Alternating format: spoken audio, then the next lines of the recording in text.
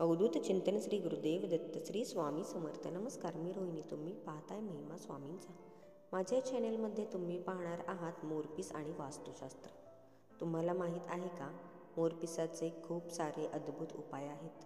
चला तर मग जाणून घेऊया मोरपीस आणि त्यामागचे वास्तुशास्त्र. मोरपंख घरात लावण्याचे खूप सारे फायदे आहेत. घराचे मुख्य द्वार वास्तुशास्त्रानुसार चुकीच्या दिशेला असेल तर त्या प्रवेशद्वारावर 3 मोरपंख लावावे. याने वास्तुदोष राहत नाही. आणि मुख्य प्रवेशद्वारावर गणेशाचे चित्रसुद्धा लावावे. जर पती पत्नीमध्ये सतत वादविवाद होत असतील, एकमेकांमध्ये मतभेद असतील, तर अशा वेळेस लग्नाच्या अल्बममध्ये मोरपंख ठेवावे. याचा नक्कीच फायदा होतो. जर आपल्याला रात्री खूप भीतीदायक स्वप्न पडत असतील, दचकून तुम्ही उठत असाल, घाण स्वप्न पडत असतील, अशा वेळेस आपल्या उशीच्या खाली मोरपंख ठेवावे. नक्कीच शांत झोप लागते. मोरपंखाला कधीही जमिनीवर फेकू नका. यामुळे भगवान श्रीकृष्णाचा अपमान होईल.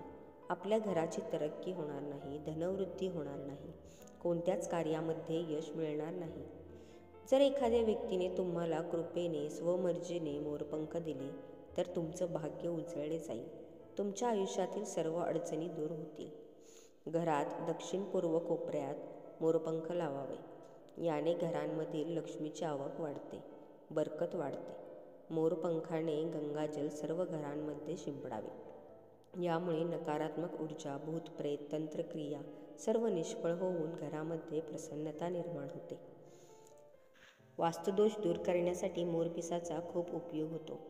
राधाकृष्णाची मूर्ती घरात दक्षिणमुखी ठेवावी. या काळात राधाकृष्णाची पूजा करून रोज नैवेद्य दाखवावा. 41व्या दिवशी ते मोरपीस काढून घरातील तिजोरीत ठेवावे.